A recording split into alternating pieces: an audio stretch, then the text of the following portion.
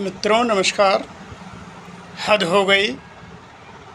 आज के नेता, उनके अनुयायी, उनके समर्थक, उनकी पार्टियां, पता नहीं कैसे कैसे लोग हिंदुस्तान में अपनी पार्टी बना लिए हैं, अपना एजेंडा चलाने जा रहे हैं और सब कुछ हिंदुस्तान के विरोध में, सनातन के विरोध में बातें गढ़ी जा रही हैं।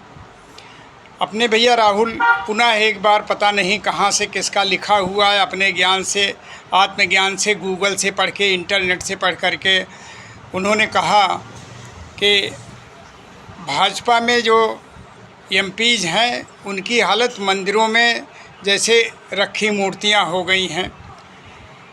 इस बंदे को ये नहीं समझ में आ रहा है, मंदिरों में रखी मूर्तियों का तो बड़ा सम्मान है, तुम उसको अपमान से क्यों जोड़ रहे हो? वो बोल रहे हो तो निरर्थक हैं। अगर मंदिरों में रखी मूर्तियां निरर्थक हैं और उसकी तुलना तुम अपने एमपीओ से कर रहे हो या ओबीसी के एमपीओ से कर रहे हो, तो ये तो आपकी नासमझी ही दर्शाती है। अगर बोलना भी हो तो कुछ ऐसा बोलो कि जिससे जनमानस जो आपसे जुड़ना चाहता हो वो आपकी सूट पटांग हरकतों से, बयानबाजी से दूर न भागे, छिटके ना। पता नहीं एक के बाद एक क्या हो गया है। उधर स्टालिन उल्टा बोल रहा है, इधर तुम उल्टा बोल रहे हो। यार भैया, हिंदुस्तान में हिंदुओं के बीच में, सनातनियों के बीच में वो मूर्ति तुम पेश कर रहे हो जिसकी कहीं कोई कल्पना ही नहीं की जा सकती है, और इन्हीं के बल पे, इन्हीं का वोट लेकर के तुम राजकारण करना चाहते हो, नेता बनना चाहते हो, मंत्री बनना चाहते हो, प्रधानमंत्री बनना चाहते हो। कैसे बनोगे? ओबीसी की बात तुमने इस तरह से उजागर किया, इस तरह से बताया कि जैसे एमपी जो हैं वो यूजलेस हैं, खाली वो बैठे हुए हैं और उनकी पूजा हो रही है, लेकिन यह उनका कोई पावर नहीं है, उनको पावरलेस कर दिया।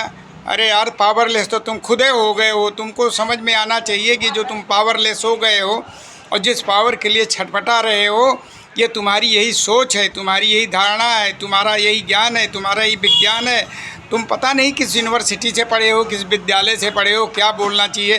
तुम्हारा भाषण तुम खुद बोलते हो, कोई तुमको लिख करके देता है, और अगर लिख के देता है तो ख्याल रखो, सयाने लोग वही होते हैं जो बिना बताए किसी पार्टी में घुस जाते हैं और उनके प्रभाव को कम करने के लिए कुछ ऐसी ऊटपटांग बातें लिखते और बताते रहते हैं। और मुझे लगता है तुम्हारा जो भाषण लिखने वाला व्यक्ति है वो भी किसी विरोधी पार्टी का भेजा हुआ सदस्य है, और तुम्हारा अपना अंतर्ज्ञान नहीं है तो बोलने के पहले 100 बार सोचो।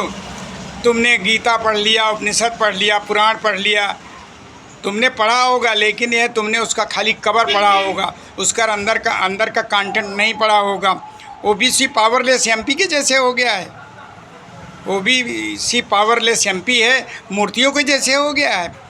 अरे यार, मूर्तियाँ पावरलेस नहीं है, इन्हीं मूर्तियों के चक्कर में तुम घनचक्कर बन जाओगे।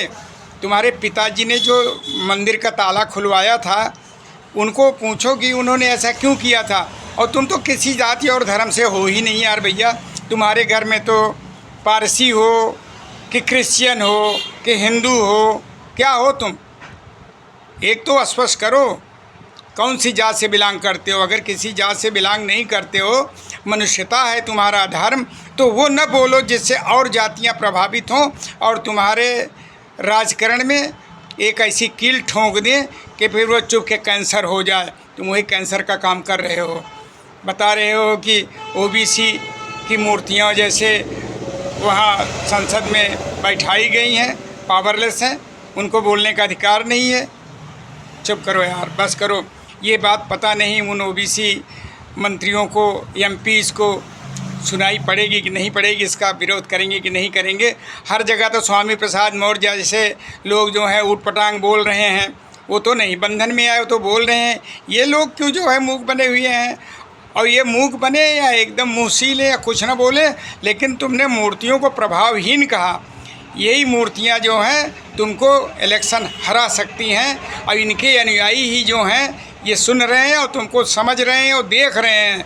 कामना मत करना इस बार 24 में, तो बिल्कुल कामना मत करना। जाओ पहले अध्ययन करो, राजनीति का पाठ जो है पढ़ने का, राजनीति करने से पहले राजनीति पढ़नी पड़ती है। यूं ही कोई राजनेता नहीं बन जाता है, बहुत उसमें तपना पड़ता है, समझना पड़ता है, पढ़ना लिखना पड़ता है, और एक बार बोलने के पहले 100 बार सोचना पड़ता है तो एक शब्द निकलता है और ऊटपटांग कुछ भी बोले जा रहे हो। धन्य हो भगवान, धन्य हो, तुम्हारा ज्ञान, तुम्हारे इस अभियान को प्रणाम। इसी तरह से अगर तुम कांग्रेस को आगे ले जाना चाहते हो तो हो गई सत्यानाश। धन्यवाद।